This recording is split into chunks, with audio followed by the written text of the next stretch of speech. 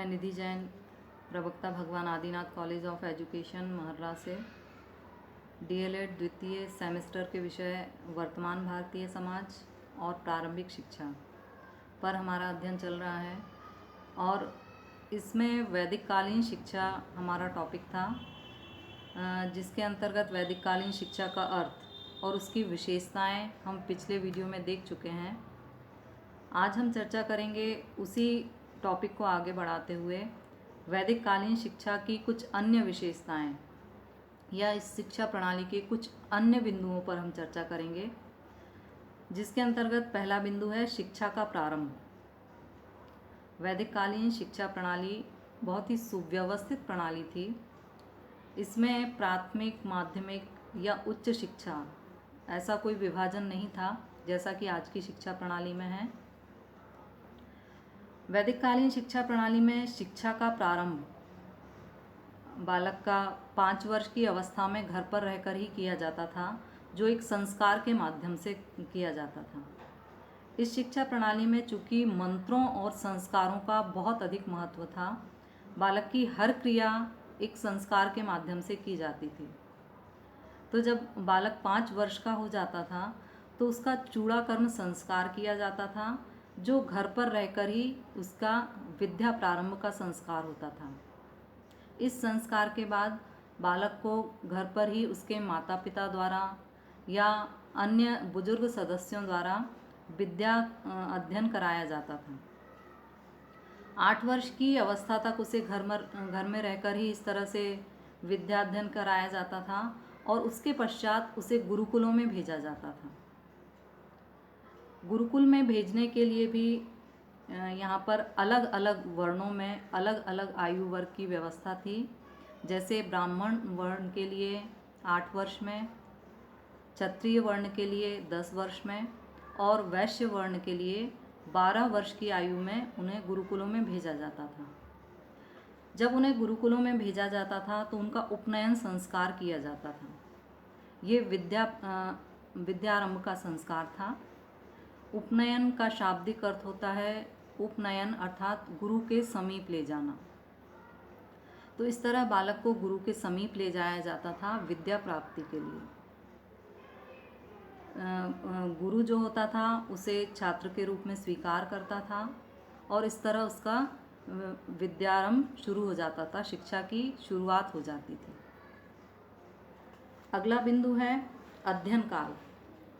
वैदिक कालीन जो शिक्षा प्रणाली थी उसमें चूँकि बालक का 8 वर्ष की अवस्था में प्रवेश होता था और उसका पूरा अध्ययन काल वहाँ पर 12 वर्ष तक का रहता था, अर्थात शिष्य को 12 वर्ष तक गुरुकुलों में रहकर शिक्षा प्राप्त करना पड़ती थी। 20 वर्ष की अवस्था में 22 वर्ष की अवस्था तक गुरुकुलों में रहकर वह शिक्षा प्राप्त करता था और उसके पश्चात उसे घर भेज दिया जाता था। इसके बाद अगला बिंदु है शिक्षा केंद्र। गुरुकुल शिक्षा प्रणाली, जैसा कि इसके नाम से ही स्पष्ट होता है कि गुरुकुल शिक्षा का केंद्र होते थे। बालक शिक्षा प्राप्त करने के लिए जाता था, जहाँ पर गुरु के कुलों में अर्थात गुरु के घरों में ही उसे शिक्षा प्राप्त करनी होती थी। ये जो गुरुकुल होते थे वो प्राकृतिक वातावरण में होते थे, नगर के कोलाहल से दूर होते थे और आज की जैसे जो विद्यालय होते हैं बड़े बड़े भवनों में, इस तरह की कोई व्यवस्था नहीं थी। भवनों में विद्या नहीं दी जाती थी। गुरुकुलों में और प्राकृतिक वातावरण में वृक्ष के नीचे बैठकर वहाँ पर शिक्षा प्राप्त की जाती थी। अगला बिंदु है पाठ्यक्रम। वैदिक शिक्षा जो थी वो पूर्णतः आध्यात्मिक थी। तो इस शिक्षा प्रणाली में जो पाठ्यक्रम था उसमें आध्यात्मिक विषयों का भी उसमें व्यवस्था थी। इसके अतिरिक्त व्यवहारिक विषय और लौकिक विषय, इन सारे विषयों की व्यवस्था उसमें थी। आध्यात्मिक विषयों के अंतर्गत वेदों का, उपनिषद का, पुराण का, इन सब का अध्ययन कराया जाता था। व्यवहारिक विषय के अंतर्गत विज्ञान, गणित, कृषि, पशुपालन, शिल्प आदि विषयों का अध्ययन इसमें कराया जाता था और कई व्यावसायिक पाठ्यक्रम की भी इसमें व्यवस्था थी, ताकि उन व्यवसायों का कौशल प्राप्त करके बालक अपने भविष्य में जीवन यापन के रूप में उसका प्रयोग कर सकें।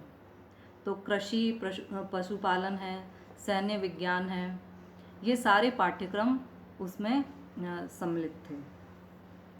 शिक्षण विधि, वैदिक कालीन शिक्षा में शिक्षण विधि जो थी वो मौखिक थी, अर्थात गुरु के द्वारा शिक्षा मौखिक रूप में दी जाती थी और मौखिक विधि पर आधारित व्याख्यान विधि है, वाद विवाद विधि, प्रश्नोत्तर विधि, ये सारी विधियां उस समय प्रचलित थीं। बालक गुरु की कही गई बातों को सुनता था और सुनकर उसका चिंतन करता था और चिंतन करके फिर उसको व्यवहार में प्रयोग करता था।